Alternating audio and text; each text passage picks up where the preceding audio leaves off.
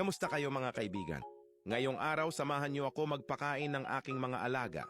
Mukhang gutom na sila at lahat sila ay nasa baba na. Nakatingin sila at sinasabi, "Boss, ano ulam? Di mo pa ba kami pakakainin?" Oo, eto na at hinahalo ko na ang food trip nyo. Masarap ito at mabango, amoy yang chow rice. Yummy! Walang halong kemikal, puro natural. Isang kutsara kada isang ibon ang hati ko. Ikaw kaibigan, gaano kadami ang bigay mo sa alaga mo? At alam mo ba, pag ang kalapati nagalit, hindi siya sisigaw. Lilipad lang at iiwan ka. Eto na food trip ng mga alaga ko, sana mag-anak kayo ng gwapo katulad ko ha. Eto naman ang mga pogi kong alaga naman na sa mayari. Sana balang araw makasali ako sa karera. At mag-alaga ka ng kalapati para may uuwi sa'yo kahit wala ka ng jowa, charot. At syempre, hindi natin malilimutan sina Pakiripit at Pakiripat. Alam niyo ba kung bakit si Pakiripit ang paborito ko? Kasi hindi niya alam na kalapati siya.